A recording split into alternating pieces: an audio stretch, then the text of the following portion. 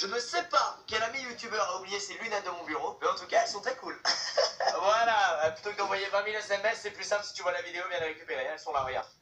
Elles sont cassées maintenant. Les amis, vous le savez, sur cette chaîne YouTube, j'adore faire ce qui me plaît. Alors des fois, on fait des petits sketchs, des fois on fait des vidéos impro, des fois c'est de l'humour, des fois on regarde des vidéos. Et aujourd'hui, je vais te parler d'un sujet qui me passionne, mon gars. On a tous un petit truc qui nous passionne dans la vie, j'espère. Si c'est pas le cas, c'est juste que vous l'avez pas encore trouvé, mais il y a forcément des trucs qui vont vous passionner tôt ou tard. Moi, c'est l'espace. Et Red Dead Redemption 2 aussi un peu en ce moment. Mais sinon, ça, aujourd'hui, j'ai trop envie d'en parler. Il y a plein de choses à apprendre autour de ce sujet. Vous allez voir, c'est fascinant. Et en plus, ça n'a jamais été autant d'actualité. Parce que comme on est en train de niquer littéralement la planète, enfin, on l'a déjà quasiment entièrement niqué, il va falloir qu'on aille vers une autre planète.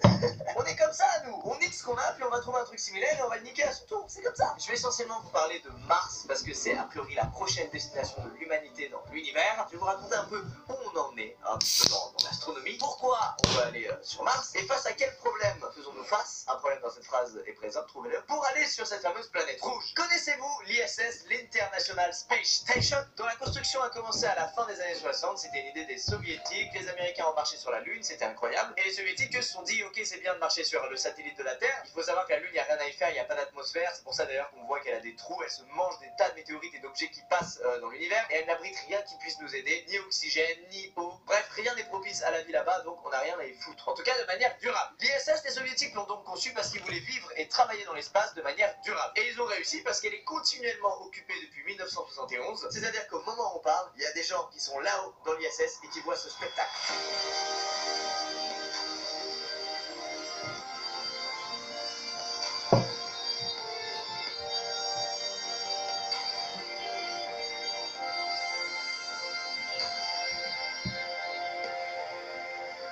Alors je me suis aperçu en parlant un peu de cette passion que j'ai autour de moi que les gens ne savent pas pourquoi l'ISS existe et ils ne savent encore moins ce que les astronautes font dans cette fameuse station. Et c'est vrai que quand tu t'intéresses pas au sujet, bah t'en sais rien et tu ne doutes pas que c'est une quelconque utilité en fait ce qu'on fait là-haut. Et pourtant mec, en gros grâce à leurs expériences on apprend énormément de choses pour pouvoir mener à bien des voyages spatiaux longs. Pourquoi des voyages spatiaux longs? Parce que Mars c'est loin sa mère. En moyenne Mars est à 70 millions de kilomètres de la Terre. Ça veut dire que pour y aller il faut qu'on fasse 70 putains de millions de kilomètres. Et je vous dis ça parce que c'est un problème qui est au cœur des interrogations de la NASA, de l'ESA et de l'agence russe. La durée du trajet pour aller sur Mars. Et pour revenir, avec les systèmes de propulsion actuels, on mettrait 6 mois à atteindre Mars. Mais comme les deux planètes bougent, le retour lui serait beaucoup plus long puisqu'il prendrait 1 an et 3 mois.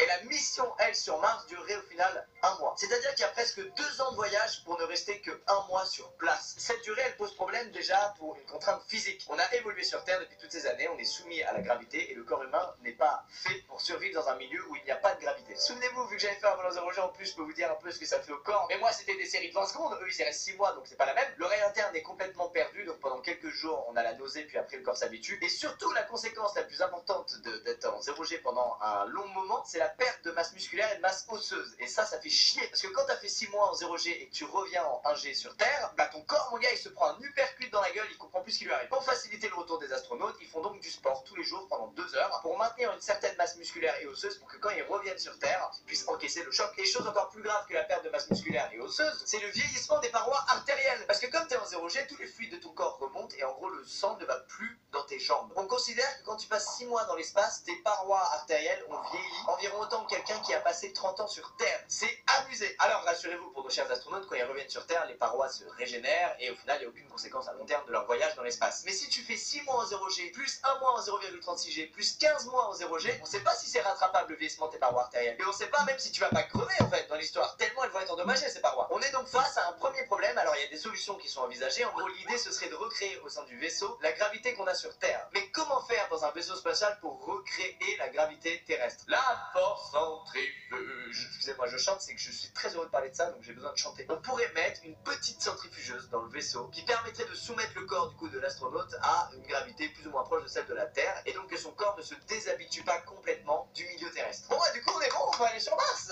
Ah si seulement.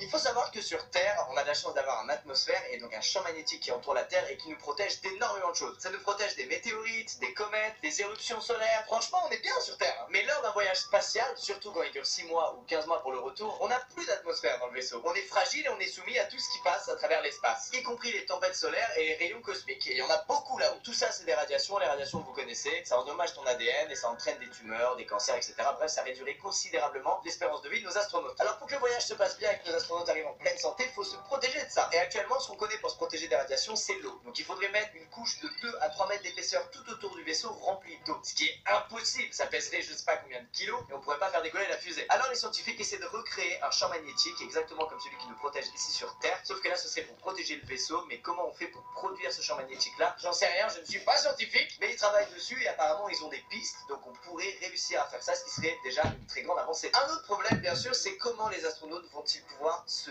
nourrir, boire, respirer et évacuer leurs déchets. La station spatiale internationale se situe à 400 km au-dessus de nous, ce qui veut dire qu'on peut leur envoyer des provisions assez facilement, c'est pas si loin, c'est même très proche en fait à l'échelle du système solaire. Je sais plus tous les combien de temps, mais je sais qu'on envoie un cargo aux astronautes qui sont dans l'ISS, dans lequel il y a de la nourriture, des vêtements, bref, des biens et des vivres pour qu'ils puissent survivre là-haut en fait. Une fois qu'ils l'ont vidé, ils le remplissent avec leurs déchets et quand ce truc-là repart de la station, bah il crame dans l'atmosphère et ça a permis aux astronautes de garder une station clean. Il faut quelques heures pour atteindre l'ISS, mais pour atteindre Mars, on l'a dit, il faut plusieurs mois. Des astronautes vont donc devoir survivre grâce à un écosystème, c'est-à-dire qu'ils vont devoir consommer tout ce qu'ils créent. Donc pour leur nourriture, on va créer des tas de plantes, ce qui va permettre en plus de créer de l'air, de l'oxygène pour qu'ils puissent respirer. Les déchets qu'ils produisent, bah faut qu'ils soient recyclables pour qu'ils puissent fabriquer autre chose derrière avec. Pour les outils par exemple, plutôt que d'emmener des caisses et des caisses d'outils, il y a une idée, c'était d'emmener une imprimante 3D qui leur permettrait d'imprimer l'outil dont ils ont besoin et de le faire fondre derrière pour en fabriquer un autre quand ils ont besoin d'un autre outil. Une autre contrainte aussi à laquelle on pense pas forcément, c'est la contrainte psychologique. On va mettre des gens dans un espace confiné pendant des mois et ces gens-là vont devoir travailler en équipe pendant toute la durée du voyage. C'est-à-dire que s'il y a une embrouille, tu vas pas faire la gueule dans un coin et ne rien faire pendant un mois, ça marche pas ça. Sauf que l'humain n'est pas fait pour être collé à d'autres humains dans un espace aussi petit pendant une longue période. Déjà pendant une courte période tu pètes un câble, pendant plusieurs mois je t'en parle même pas. Il va donc falloir choisir minutieusement qui on envoie sur Mars parce qu'il n'est pas question qu'un conflit éclate au sein du groupe. Surtout vu le prix que ça coûte de les envoyer sur Mars et vu les enjeux. Si tout ça c'est gâché par une embrouille parce qu'un mec a pas fait la vaisselle, c'est stupide. En parlant de psychologie, une autre contrainte en fait c'est tout simplement le fait de se retrouver aussi loin de la Terre. C'est-à-dire que tu es tellement loin de la Terre que tu ne la vois même plus. En fait les seuls humains à avoir perdu de vue la Terre, c'est ceux d'Apollo 11 quand ils ont dû faire le tour de la Lune pour revenir sur Terre. Mais c'était vraiment sur une très courte durée, on ne sait pas ce que ça peut provoquer chez un humain de ne même plus voir la Terre. On a du mal à se l'imaginer, mais je pense que ça doit être terrible. Tu dois vraiment te dire, ok chez moi c'est vraiment très très loin, c'est terrible. Mais n'oubliez pas, il faut qu'ils fassent pousser des plantes pour pouvoir vivre, donc ça leur rappellera un peu la Terre, et ça leur fera je pense beaucoup de bien. Je pense que sans ça vraiment tu pètes un câble. Selon Thomas Pesquet, vu ce que c'est que d'aller sur Mars, c'est vraiment le plus gros truc que l'humanité ait fait de son histoire. C'est tellement motivant pour l'équipage d'être les premiers à faire ça, à aller sur Mars, c'est tellement un grand pas pour l'histoire de l'humanité que au final perdre la Terre de vue c'est pas tant un problème que ça. Moi je veux pas la perdre de vue, je vous le dis, je veux pas. Et enfin un autre gros problème c'est l'atterrissage sur Mars. L'atmosphère de Mars est très fine, donc pour atterrir quand tu ouvres ton parachute ça te freine beaucoup moins que quand tu ouvres un parachute sur Terre. Sauf que là t'as 30 tonnes qui arrivent à la vitesse de 5 ou 6 km par seconde. Pour les arrêter mon gars, faut y aller. Le Soyuz par exemple, le véhicule qui amène et ramène les astronautes de la station spatiale internationale, à l'avant il y a un gros bouclier thermique qui en fait crame à la place du vaisseau lorsqu'il rentre dans l'atmosphère. Sur Mars c'est pareil, alors elle est plus fine l'atmosphère mais elle est quand même là et on arrive tellement vite que ça brûle très fort. D'après les estimations, il faudrait un bouclier thermique qui fasse 25 mètres de diamètre. Sauf que pareil c'est beaucoup trop gros et lourd pour être amené dans l'espace. Et le bouclier, même s'il freinerait beaucoup le vaisseau, il suffirait pas, il faudrait ensuite déployer un parachute. Sauf que comme l'air est très fin, il faudrait que le parachute fasse la taille d'un stade de foot. Et c'est pas tout, même après ça on est encore à 2000 km/h, donc il faut des fusées qui poussent dans l'autre sens pour freiner le vaisseau quoi. C'est compliqué. Alors ce qui est encourageant c'est qu'on a déjà réussi à envoyer des sondes sur Mars, il y en a plusieurs à l'heure où on parle et ils prévoient encore d'en envoyer et globalement il n'y a qu'un atterrissage sur 3 qui échoue, ce qui est plutôt encourageant en fait. Alors pourquoi on veut aller vers Mars et pas une autre planète? Parce que Mars par le passé a eu des similitudes avec la Terre, comme par exemple ne serait-ce que la présence d'eau nécessaire à toute forme de vie. On peut trouver sur Mars des traces de lacs et c'est très encourageant. Mars a aussi une atmosphère, une fine atmosphère, bon pas du tout comme celle de la Terre mais quand même ça reste un point commun entre les deux planètes et il n'y a pas beaucoup de planètes qui ont une atmosphère et des tas de trucs que je sais pas mais demandez aux scientifiques qui vous diront. Merde. Non mais voilà, en gros c'est la planète sur laquelle on met un peu nos espoirs parce que voilà, elle présente des trucs communs avec la Terre. Alors même s'il n'y a rien de vivant sur Mars, il n'y avait rien de vivant aussi il y a très longtemps sur Terre. Et pourtant la vie est apparue. Alors peut-être que Mars va nous permettre de comprendre comment la vie est apparue sur Terre, comment on est passé de la matière inerte à quelque chose de vivant. Les amis, il y a trop de problèmes là. Dans cette vidéo, ça fait chier. Mais c'est ça qui est intéressant, c'est de savoir pourquoi on n'est pas encore sur Mars, pourquoi il n'y a pas encore une colonie d'humains là-bas. Bref, on a beaucoup de bâtons dans les roues, mais a priori, les premiers humains partiraient en direction de Mars dans les années vers genre 2025. A priori, d'après les gens les plus ambitieux. Comme vous voyez, il y a encore beaucoup de problèmes à résoudre et 2025, c'est demain. J'ai énuméré les plus gros problèmes, mais il y en a beaucoup d'autres. Je suis pas scientifique de toute manière, donc il y a plein de trucs que j'ai dû oublier ou quoi. S'il y en a qui veulent apporter des précisions dans les commentaires, bah n'hésitez pas. J'espère que vous avez passé un bon moment, même si ça vous fait pas plus kiffer que ça l'espace, bah j'espère que vous aurez appris des trucs et que vous trouvez ça un peu plus intéressant désormais. Voilà, en tout cas, j'en aurais parlé, donc je suis très content. Si vous voulez faire partie des premiers à aller sur Mars, n'hésitez pas, il y a un lien dans la description pour postuler, c'est entièrement faux.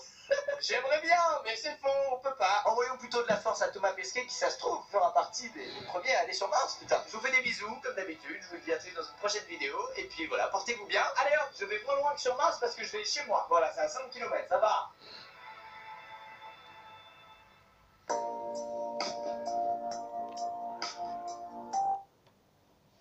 Et les amis, c'est la fin de cette vidéo. Maintenant, on va faire du riz, du père challenge.